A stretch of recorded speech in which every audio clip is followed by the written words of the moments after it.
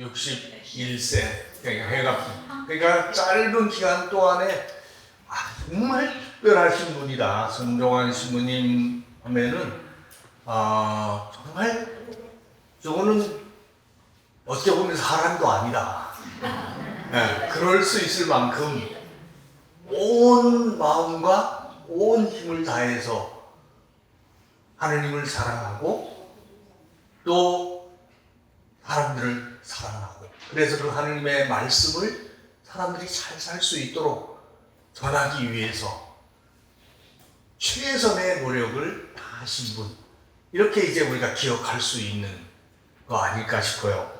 그래서 이 신부님이 1915년 태어나셨는데 태어나신 날이 무슨 축일이에요?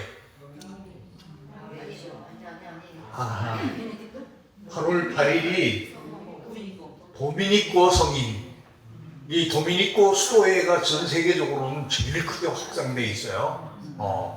내가 지금은 나는 그 도미니코 수녀님들하고 인연이 있어가지고 베론 성지에 있을 때 그곳에다가 도미니코 관상 봉쇄수녀원, 천주의 모친 관상 봉쇄수녀원 도미니코 수도회가 처음 우리나라에 들어와서 거기 생겼어요.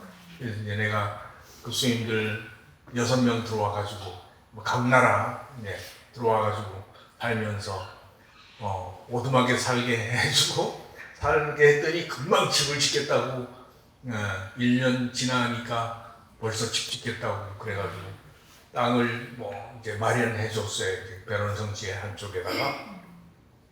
그래서 이제 그곳에다가 집을 짓는데 스님들이 참 다르다 생각을 한 게, 집을 짓겠다고 설계 도면을 가져왔는데 그 도면을 스페인에 있는 도미니코의 신부님이 설계사가 있어요. 그래서 이제 수도원 봉쇄수녀원 그 설계 도면인데 가져왔는데 보니까 어마어마하게 커요. 거의 612평이야. 600평이 넘는데 그 당시에 건축비가 평당 200만 원. 평당 그 당시에. 근데 돈 있냐 그랬더니 없대. 교황청에서 이제 1억을 지원해 줬대. 그러니까 이걸 가지고 어떻게 지어요? 그 600평이 넘으면 12억이 넘어야 되잖아. 근데 이게 택도 없는 얘기죠. 근데 뭐라 그런지 알아? 하나님께서 해주실 거라. 하나님께서 해주실 거라고. 그렇게 얘기하니까 내가 어떻게 돼? 믿음이 없는 사람이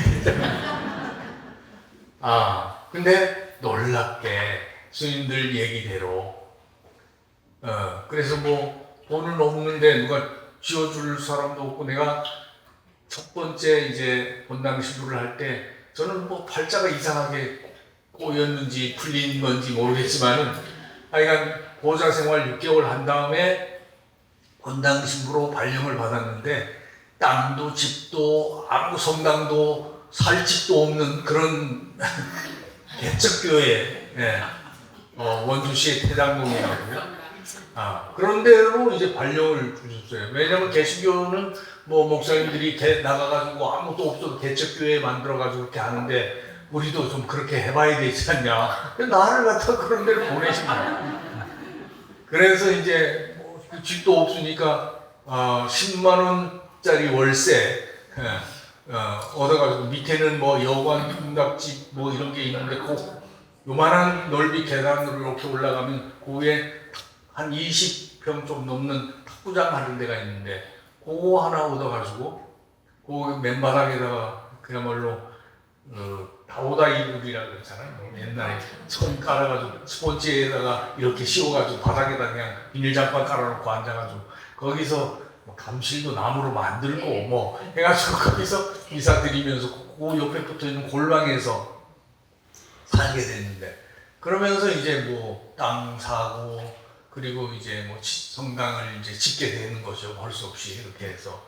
이제 하여간 시작이 그렇게 풀렸어요. 어쨌든 그렇게 됐는데, 근데 그러면서 이제 건축하는 분들을 알게 된 분들이 있으니까, 거기 있는 신자 중에 그 건축하는 분은 스님들이 이렇게 수녀원을 이렇게 짓겠다는데, 돈이 하나도 없대. 그러니까, 지금 건물은 12억이 넘게 들어야 되는 건데, 1억밖에 없대는데, 근데 짓겠대요. 그렇게.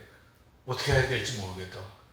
그래서 한번 해볼래요? 그랬더니 나중에 떼먹진 않을 테니까 지어주고 돈 받으면 되겠냐? 그랬더니 해보겠대. 그 사람이 해보겠다고. 그래서 진짜 돈도 안 주고 공사가 시작돼가지고 수녀원이 지어지는데, 그러면서 이제 큰일 났잖아. 그래도 어떻게 나중에 빚이 잔뜩 지면 곤란하니까 그 스님들 데리고 이제 모금을 하러 이제 앵벌이를 다닌 거잖아. 그 스님들 얼굴만 요리 나와 있잖아. 다 뒤집어 쓰고 있으니까. 완전히 펭귄 같아요. 여기는 하얗고, 여기 뒤집어 쓴 거는 검은 거고, 속에는 하얗고, 그러니까 펭귄 같아. 그 스님들 데리고 다니면서, 자기들이 미사를 못하고 강론도 못하잖아요. 그냥 신자들 성당에 들어갈 때 그 신립서 나눠주고 이러면서 이제 그랬는데, 그렇게 해가지고 제가 신자들 보고 그랬죠. 이 봉쇄 수녀들은 우리 몸에 비하면 우리 몸의 심장과 같다. 깔멜 소아 데레사 수녀가 그렇게 했잖아요.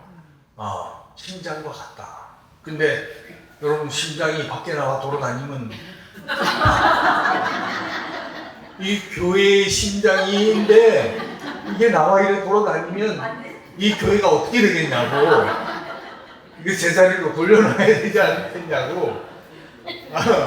그러면서 이제 빨리 수녀원을 지어서 할 수 있게 해줘야 되지 않냐고 그랬더니 신자들이 열심히 신립을 해줘가지고 그 공사가 한 1년도 채 안 돼서 공사가 끝나는데, 공사가 끝날 때 그 돈이 다 들어왔어.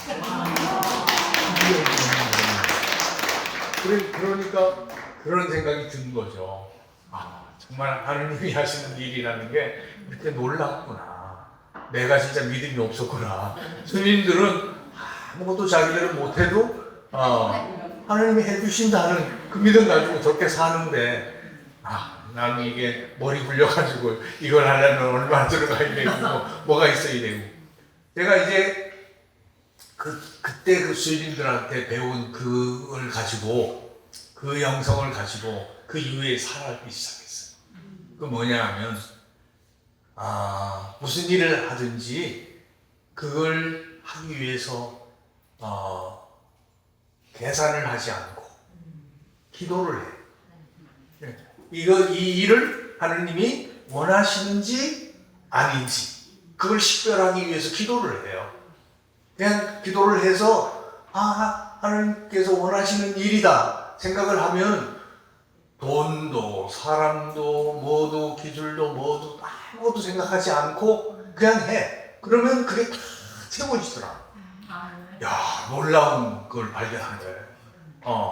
근데 그런 영성을 그 스님들 덕분에 배우게 된 거예요. 그냥 먼저 이걸 계산하고 인간적으로 따지고 하지 않고 그냥 하나님이 원하시는 거냐 아니냐. 여러분들 이제 세상을 살면서 하다 보면 맞닥뜨려야 될 일들이 있잖아요.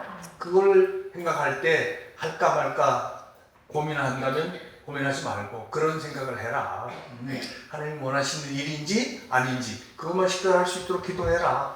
하나님 원하시면 그냥 하면 나머지는 다 채워주신다. 진짜 성경 말씀 그대로 뭘 먹을까, 뭘 마실까, 뭘 입을까 걱정하지 마라.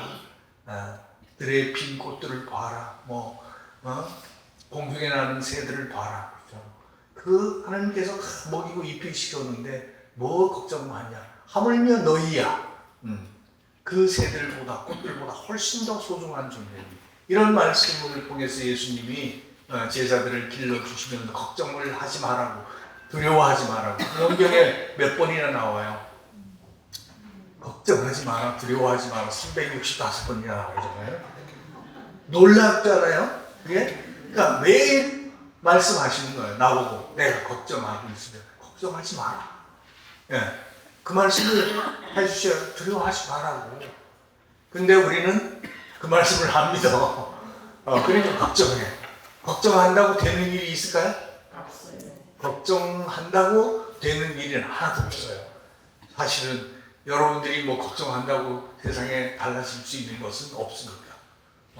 중요한 거는 하나님이 주신 삶이기 때문에 그 주신 걸 가지고 그분 뜻을 따라서 그냥 살면 되는 거지 내가 걱정하고 할 일은 사실 하나도 없는 것이라는 생각을 하게 돼요. 그래서 믿고 맡기면 훨씬 사는 것도 편안해지고 행복해져요. 내가 그래서 근심 걱정이 없으니까 이거 갈수록 나이가 들어도 더 젊어지는 것 같다. 이게 뭐 어떻게 된 건지 모르겠네.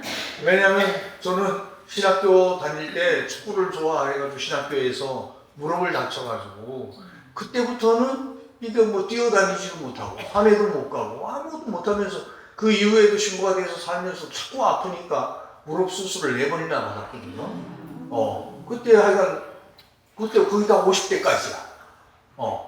50대까지. 그래서 그 수술을 받고 또 다니다 아프면 또 하고 또 했는데 그 다음에 또 신학교에서 폐병이 걸려가지고 4학년 때 군대도 갔다 왔는데 폐병이 걸려가지고 공동생활을 할 수 없어서 가라고 쫓아내는 상황이 됐는데 그때 하느님하고 한판 붙었죠. 왜냐하면 내가 이제까지 여기 와가지고 이렇게 말썽 안 부리고 열심히 하려고 했는데 왜 나한테 이런 못된 병을 걸리게 만들어가지고 신학교에서 쫓겨나게 만드냐고. 그래서 이제 믿어지지 않아요. 왜 이건 뭔가 검사가 잘못됐을 거다 생각을 해가지고 우리 원래 신학교 지정병원이 여기 미아리 쪽에 있는 성가병원이었어요. 지금 성가복지병원인데 옛날에 성가병원. 거기 가서 검사를 했는데 이제 폐결핵 2기가 돼서 뭐 그렇다고 그러고 믿어지지를 않으니까 또 원자력 병원에 갔어. 그 잘못 찍은 건 줄 알고. 갔더니 또 결과가 똑같아. 그래도 믿어지지 않아가지고 우리 신학교 원장 신부님이 그때 지금 광주교구장으로 계시다가 은퇴하신 최창무 주교님이에요. 그 신부님한테 이거 뭔가 잘못된 것 같으니까 좀 제대로 된 병원 좀 소개를 좀 해서 내가 그런 사람한테 진료받을 수 있게 해달라고.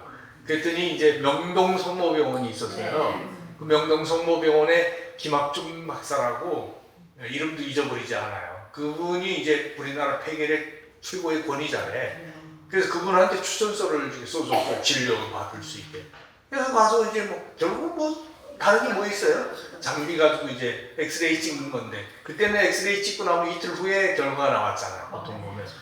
그럼 나오니까 다 똑같은 거죠. 그러니까 소견서만 써가지고 이 사람은 신학교에서 공동생활을 할 수 없으니까 내보내야 된다고. 요양해야 된다고. 그래 그걸 이제 원장 신부님한테 보여줬으니까 갖다 주라고 그래서 줬으니까 원장 신부님이 집에 가야라고. 내가 병을 집에서 가져온 것도 아니고 여기 와서 걸렸는데 왜 내가 집에다가 병을 갖다 주냐고. 난 못 간다고. 죽어도 여기서 죽겠다고. 그렇게 억지를 부렸어요. 그랬더니 저기 안 쓰는 방이잖아요. 그때 5층 신학교 기숙사 건물 제일 밑에 층에 빈 방이 있어. 거기 이제 이런 집기나 이런 거 넣어놓기도 하는데 그 중에 침대 하나 놓고 혼자 거기 가서 있으려면 있으래. 그런 거 갈 줄 알고. 그래서 내가 안 가고 이불만 가지고 내려가서 거기다 침대에 놓고 생각을 하니까 너무 억울해. 왜 내가 그래야 돼? 대학교 지금 4학년이니까 이제 5학년, 6학년 마치면 소품 맞잖아요. 그러니까 이제 얼마 남지도 않아. 억울하기 짝이 없잖아. 그래서 내가 못 간다고 이제 했으니까 거기에 있으라고 그랬고 식당에 가서 밥도 못 먹지. 또 아무것도 못하니까 이제 친구들이 식판에다가 밥을 그 문 앞에다 갖다 놓고 누구도 먹어야 되는 거야. 누구도 먹고 이제 살았는데 아니 이제 그런 상황이 됐으니까 그 밥이 뭐 몇 개요? 문을 걸고 친구들 누구도 만나는 것도 싫고 살고 싶지도 않고 그야말로 근데 머리도 아프고 열도 나고 하여간 힘도 들었어요. 그래서 침대에 엎어져가지고 이제 하느님하고 1대1로 그냥 대결을 한 거예요. 어떻게 나한테 이럴 수 있냐? 내가 뭘 잘못했다고 나한테 이렇게 못된 병이 걸리게 만드냐고. 그러면서 이제 하는데 한 3일이 지나니까 눈물도 안 나오고 이제 지쳐가지고 뭐 하지도 못하겠더라고. 싸우지도 못하겠더라고요. 그래가지고 이제 3일 엎어져 있다가 그냥 포기를 하고 누워있는데 힘이 빠지니까 이제 생각나는 거예요. 뭐 계산이 이제 셈을 해야 되는 거예요. 야, 네가 세상에 태어날 때 너 신청서 썼냐? 너 없었잖아. 없었는데 네가 살게 해달라고 한 것도 아닌데 내가 공짜로 너 세상에 이렇게 보내줬어. 그래가지고 지금 얼마 살았냐? 그때 27살인데 27년을 살았어. 근데 너 그거에 대해서 감사했냐? 제대로? 공짜로 주는 사람인데 그런데다가 난 또 저기 집이 좀 동해 아니에요? 동해시? 그 동해시 바닷가에 손놈인데 그때 서울 구경한 친구들이 하나도 없었거든. 그래가지고 뭐 신학교 가라고 했을 때도 공부를 하나 안 했으니까 우리 집에 아들이 몇인지 알아요? 7이야 아들. 우리 집에 아들이 7인데 하도 아들도 많고 뭐 그러기도 하지만 뭐 본당 신부님이 처음에는 외국 신부님이 계속 계셨는데 콜롬바노의 신부님들이 계속 본당에 사목하셨는데 나중에 중학교 3학년 때 돼서 한국 신부님이 오셨어요. 한국 신부님이 신학교 가라는 거야. 신학교가 어디 있는지도 모르는데 뭐 가라니까. 근데 신부님이 되는 게 좋은 이유가 있잖아요. 왜? 그 당시 신부님은 그래도 부자야. 다른 사람들보다 훨씬 그야말로 뭐 달걀도 많이 먹을 수 있고 뭐 고기도 먹을 수 있는 그런 처지인데 그때 뭐 가난했으니까 1968년 그때니까 67년 8년 그때니까 그래서 꼭 가라니까 그때 공부를 하는 안 했어요. 집에 와서 공부한 일이 없어요. 방이 몇 개 없는데 그 좁은데 우리 집에 옹기점을 했어요. 그러니까 옹기 만드는 일꾼들이 있고 집에서 전부 일하는데 뭐 어디 가서 공부를 해요. 방이 별도로 없는데 등잔불 아래에서 살아야 됐던데 그때. 그러니까 아니 뭐 신학교에 가고 안 가고는 신경 안 써도 되고 그래도 서울 구경은 하고 올 수 있으니까 가겠다. 그래서 이제 서울 구경하고 와가지고 친구들한테 자랑하려고. 그래서 간다고. 기차를 저녁에 8시 타면 아침 8시, 9시에 청량리역에 이제 도착해. 밤새워서. 그래가지고 이제 버스를 타고 신학교 해화동에 와가지고 이제 가서 시험도 치고 했는데, 뭐 시험을 저도 그냥 모르니까 뭐 다 떨어질 거라고 생각했는데, 아니 나중에 집에 돌아갔는데 아버지하고 이제 같이 왔었으니까 돌아갔는데 합격 통지서가 왔어요. 그 합격 통지서가 와서 야 참 신기하다. 내가 어떻게 합격이 됐지? 그랬는데 나중에 학교로 이제 와봤죠. 그랬더니 어떻게 왔겠어요? 뭐 준비해오라는 게 이불요 하나씩 뭐 소총을 벗길 수 있게 주머니 만들어가지고 뭐 이런 식으로 해가지고 가져오라고. 그래서 이제 그걸 가지고 다 신학교에 왔는데 보니까 뭐 신학생들이 한 300명 되는데 소신학생들인데 어떻게 내가 오게 됐는가를 봤더니 그때 중학교에서 올라오는 학생들이 40명 소신학교에 있었어요. 나는 고등학교 때 들어갔으니까 고등학교 때 들어온 학생들을 40명 뽑는데 19명밖에 안 왔대. 그러니까 말도 안 된 거예요. 그러니 일단 붙여준 거야. 그러니까 이게 성소라는 게 자기가 뭘 잘해서 되는 게 아니라는 거를 그때부터 보여주신 거예요. 그럼 뭐 이제 일단 뭐 신학교 합격이 돼서 그래도 입학을 했으니까 공부를 하게 되면서 그러니까 어떻게 더 열심히 해야 되겠다고 생각하고 했을 거 아니에요. 내가 이렇게 형편없는 사람인데 붙여줬으니까 고마워서라도 열심히 살려고 했는데, 아니 근데 이게 뭐 이제 와서 꽤 했는데 고작 병 걸려가지고 나가려니까 이게 뭔 일이야 싶은 거죠. 그래서 어쨌든 하나님하고 싸우면서, 야, 네가 여지껏 산 것도 네가 잘나서 건강한 것도 아니고 네 생명도 꽤 아니고 네가 지금 그 촌놈이 서울 와서 공부한 것도 내가 해준 거지 네가 한 것이 아니고 자격도 없는데 이렇게 시켜줘가지고 여기까지 된 건데, 아니 뭐 할 말이 없잖아.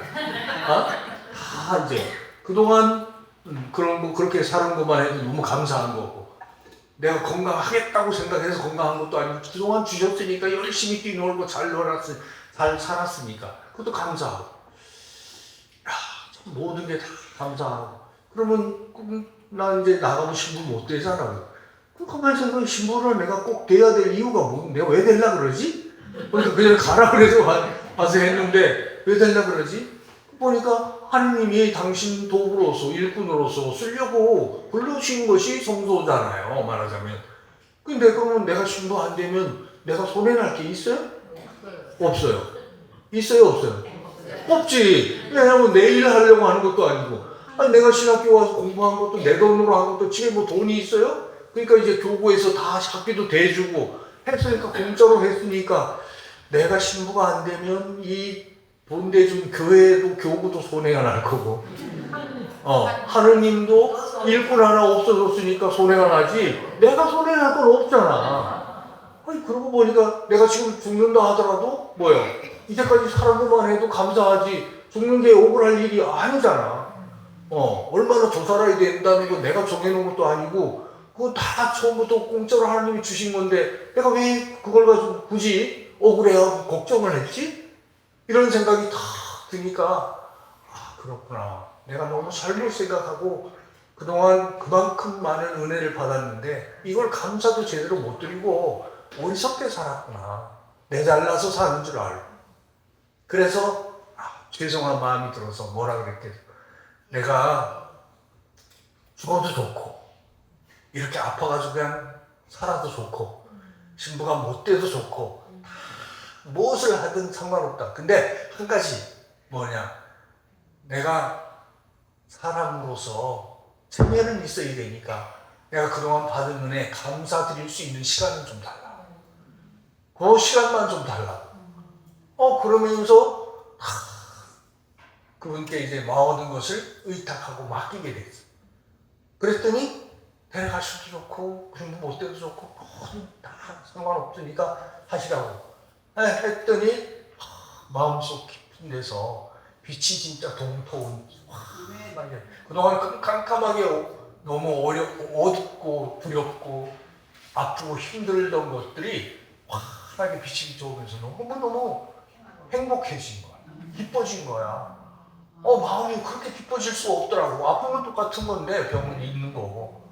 그런 상태에서 이제 뭐 다른 거 할 게 없으니까 병원 가서 뭐 하라 그러면 주사 맞고 오고 뭐 약 받아오고, 이건 할 게 없이 쉬는 거죠. 푹 쉬고.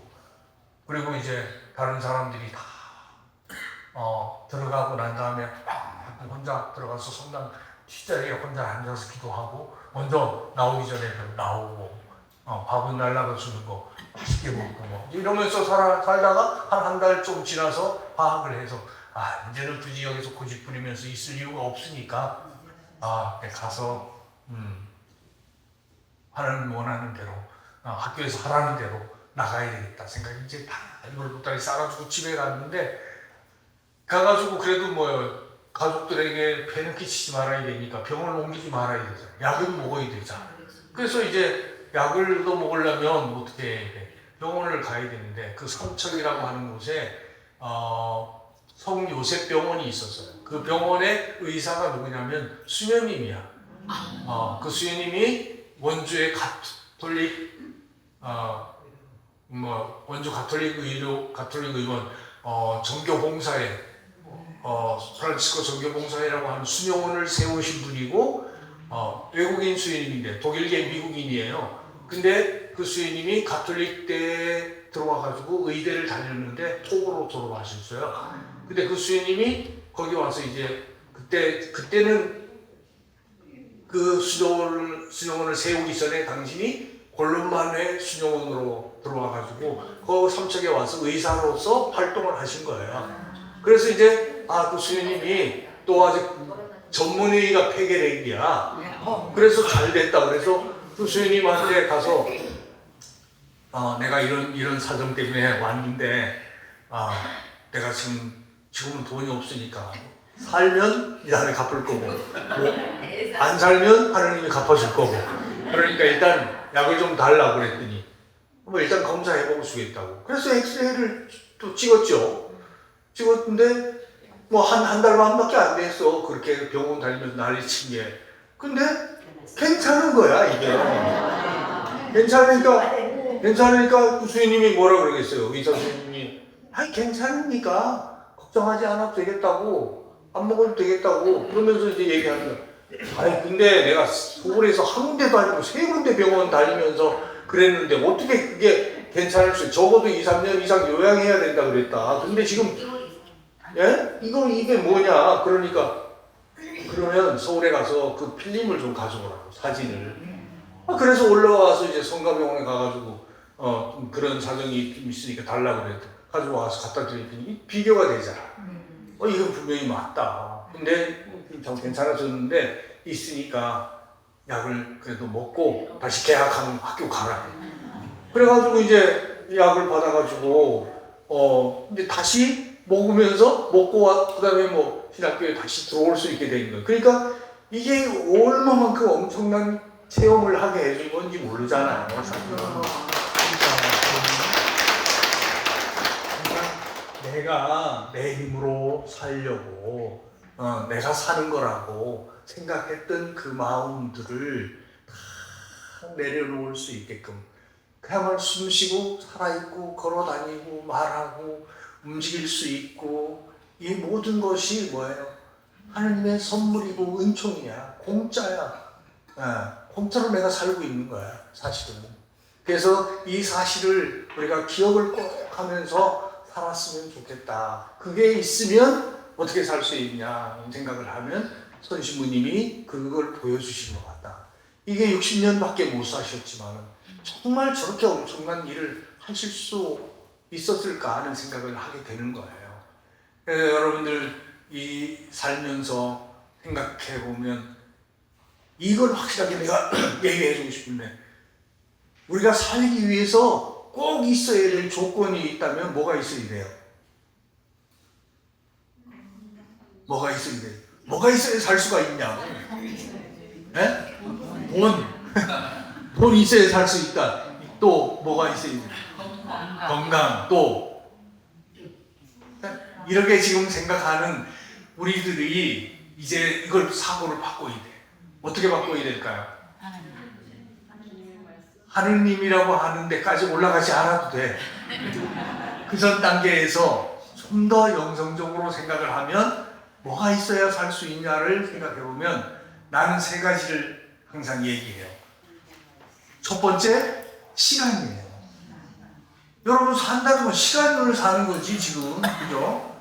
시간이 있어야 사는데 이 인간이 시간과 만난 점이 출생한 때죠. 그걸 갖다가 중요하다고 그 출생하는 것이 인간의 운명과 삶에 굉장히 중요한 요소이기 때문에 그걸 사주라고 해서 그걸 풀이해가지고 인간의 운명을 얘기해 보려고 하잖아요.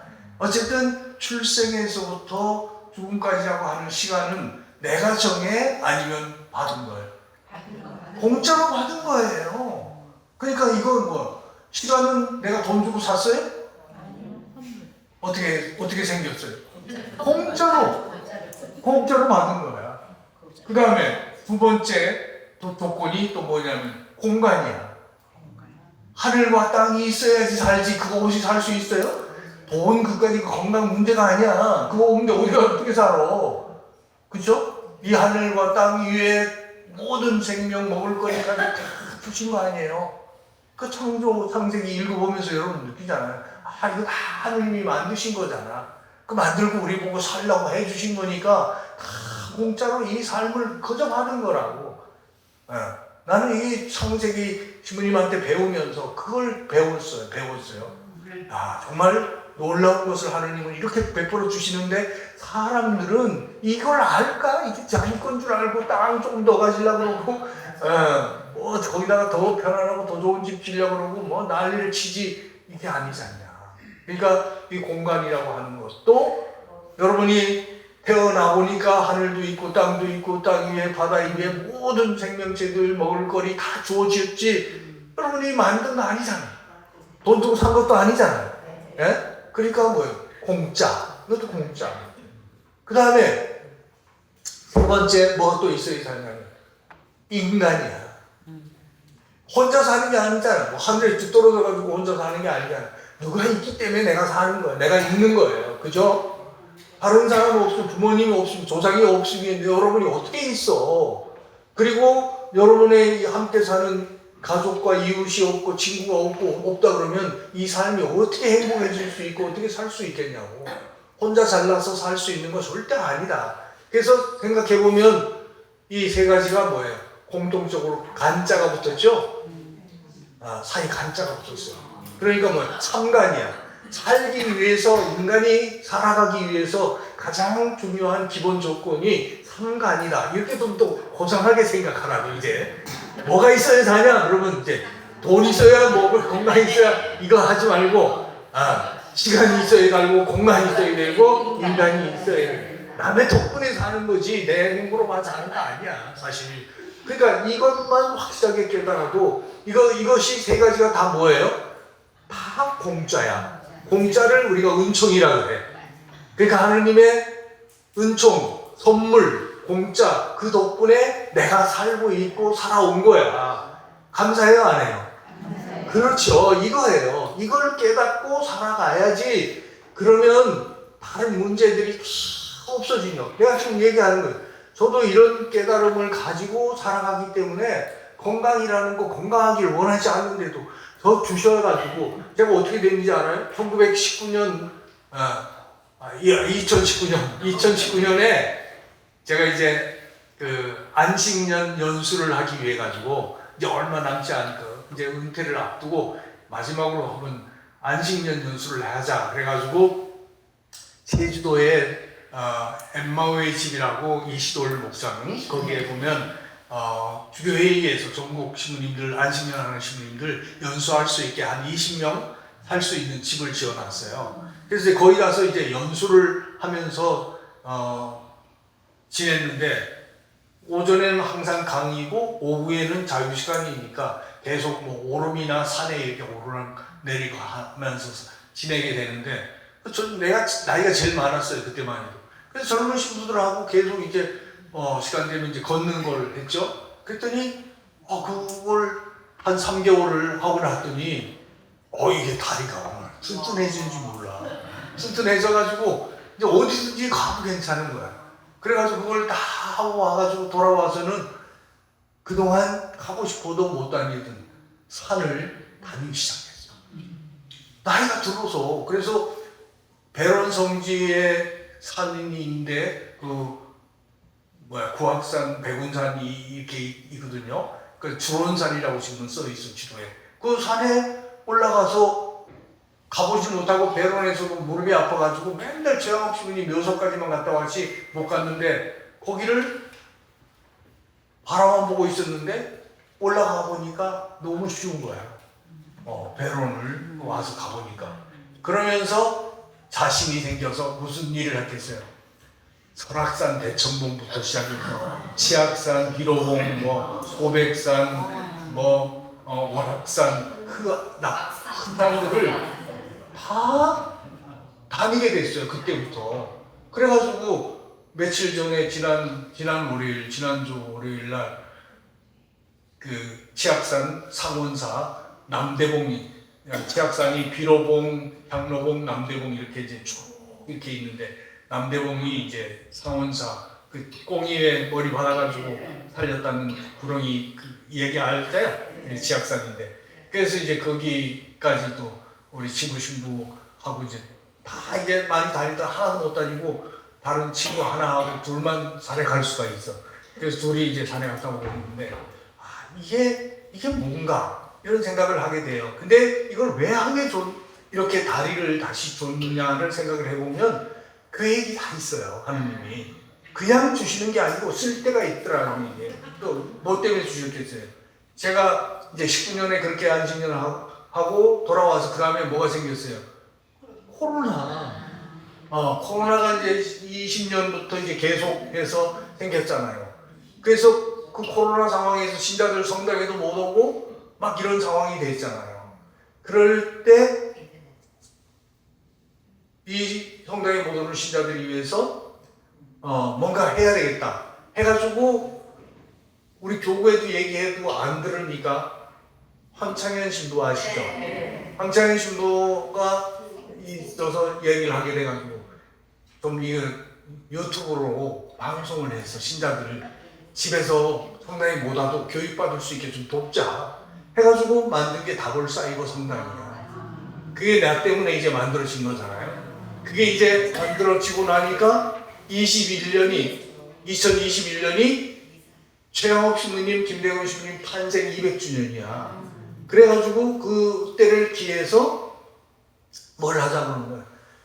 최영업 신부님의 편지를 가지고 좀 알려서 최영업 신부님 시복을 좀 할 수 있도록 운동을 좀 하자 해가지고 그 황창희 신부하고 그 유튜브로 한 60회 넘게 강의를 같이 했잖아요.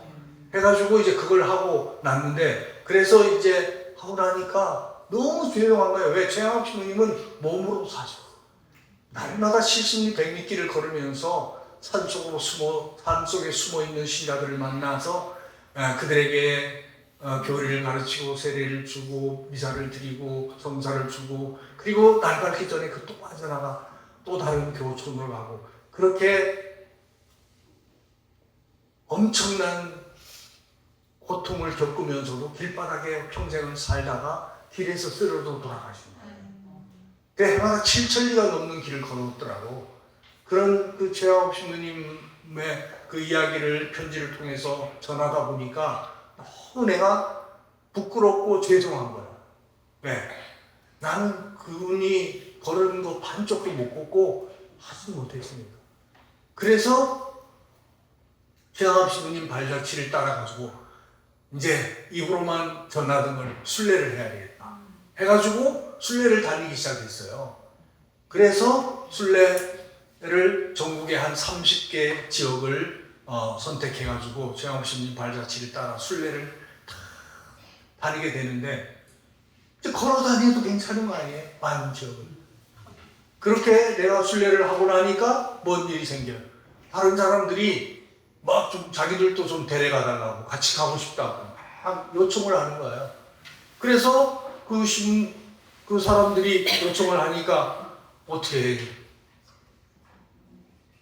같이 봉고차를 가지고 다니다가 또 많아지니까 버스를 가지고 다니다가 그래가지고 계속 이게 늘어나가지고 버스가 작년까지는 23대 매달 23대 정도 버스가 순례를 다닌 거예요.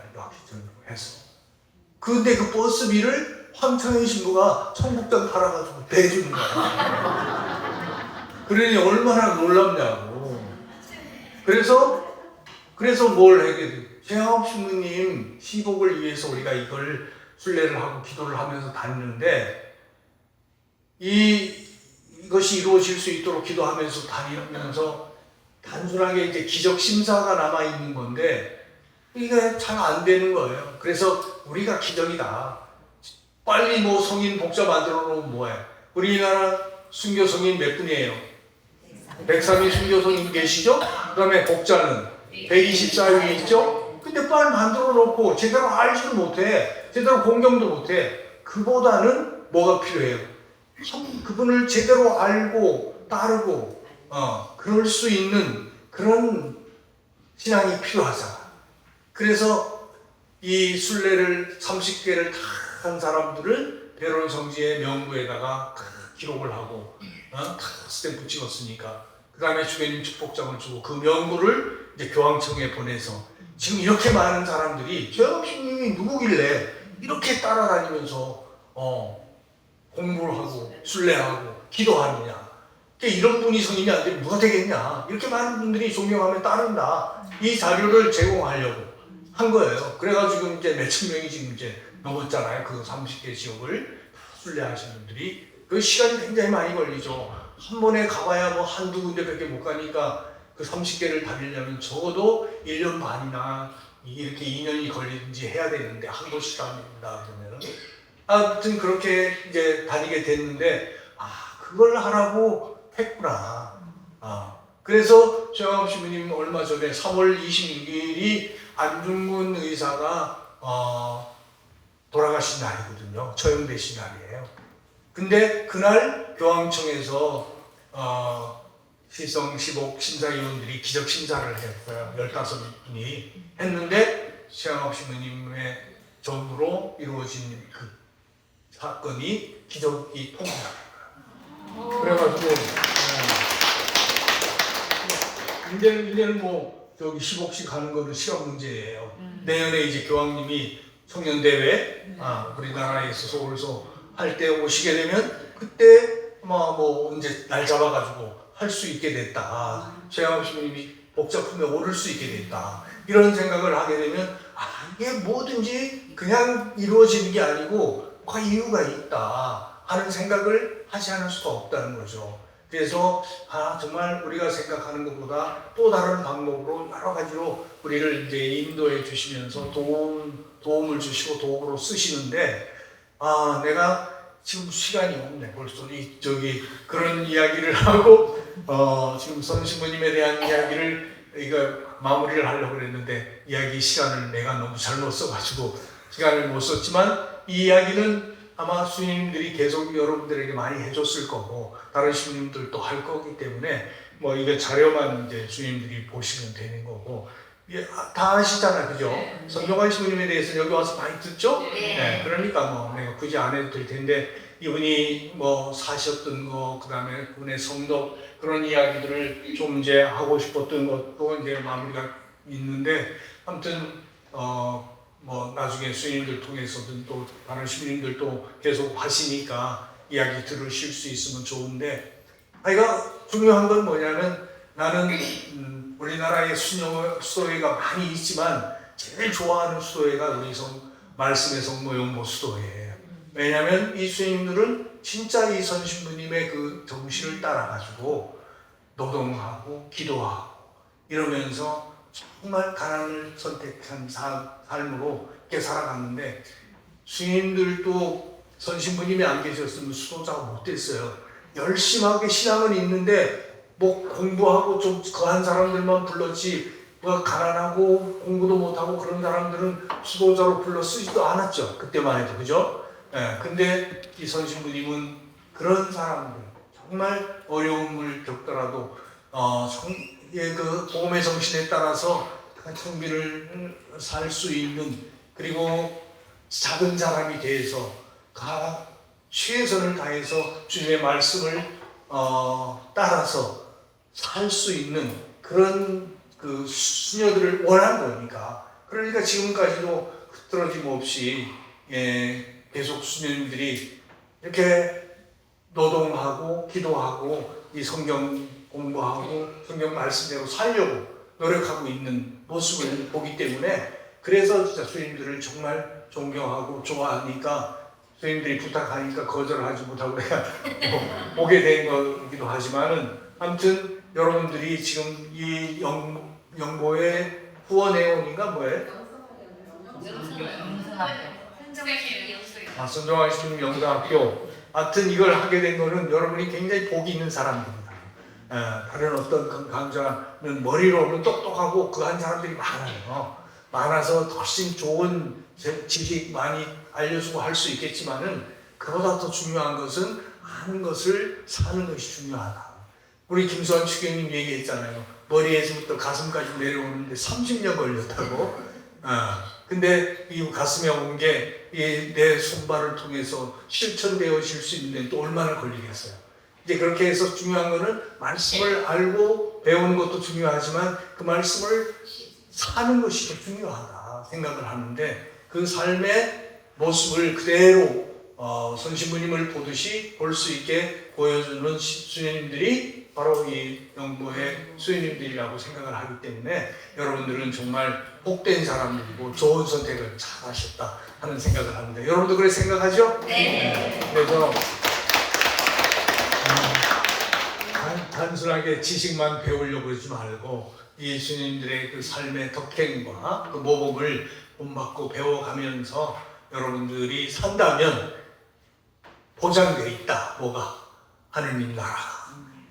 그리고 하느님께서 예수님을 통해서 우리에게 주신 그 은총이 우리들 삶 안에 늘 자리하고 있기 때문에 여러분들을 잃어버리는 게 있을까 없을까? 없어요. 아무것도 잃어버린 게 없어. 지금 있는 그대로 그냥 하느님의 은총 속에 공짜로 살아온 것이듯이 앞으로의 삶 자체도 그분의 은총 속에서 복되게 공짜로 살 수 있는 것이다 하는 생각을 하게 됩니다. 그래서 우리는 그래요. 누군가를 통해서 어떤 삶의 모습을 보게 되는데 이렇게 선종환 신부님처럼 위대한 분도 계시지만 여러분도 가정에서 누군가로부터 뭐예요? 모델이 될 수 있는 거죠. 그렇죠? 자녀들, 손주들, 여러분들이 알고 있는 이웃들 통해서 저 사람은 어떻게 저렇게 정말 묵묵하게 그 다음에 겸손하게 정말 따뜻하게 온유한 마음으로 저렇게 사랑 가득히 다른 사람에게 선물이 되는 삶을 살까? 도움이 되는 삶을 살까? 이렇게 생각한다면 여러분이 뭐가 돼요? 예수님이 되어 있는 거고 예수님을 보여주는 것이죠. 이제 그것이 중요하다는 거죠. 우리가 선신부님을 안다고 하는 것, 배운다고 하는 것은 그런 신부님의 삶을 배우는 것. 저렇게 박식하게 공부도 많이 하고 그렇게 누구보다도 뛰어나고 한 세계 12개 국어를 갖다가 이렇게 마스터해가지고 다 자유롭게 할 수 있었던 사람이 얼마나 되겠어요. 근데 신부님은 그야말로 천재죠. 한번 보면 그대로 다 기억하고 할 수 있었다니까. 그런 분이 없을 만큼. 근데 그분이 자기만을 위해서 그냥 살았다 그러면 뭐 잘났어, 너 잘났어 이렇게 되겠어요? 근데 당신만을 위해서 산 게 아니라 정말 그걸 모르는, 글 하나 읽지 못하고 한문으로 되어 있는 성경도 못 읽고 외국어, 영어, 독일어, 라틴어 아무것도 하나도 읽지 못하는 우리들이 그럼 하느님의 말씀을 모르면 어떻게 하느님을 알고 배우고 살 수 있겠냐.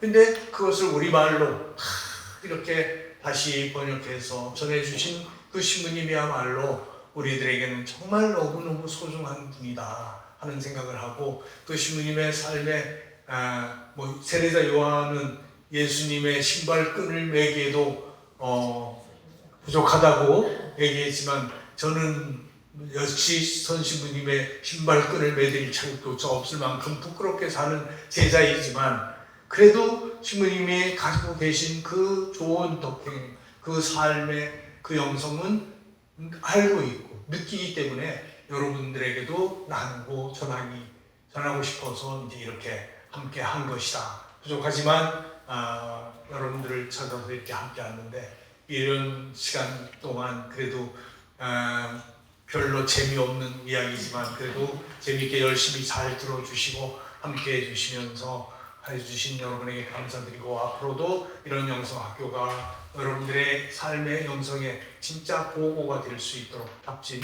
은혜로운 그 선물이 되었으면 좋겠다 하는 생각을 하면서 이야기를 마칠까 합니다.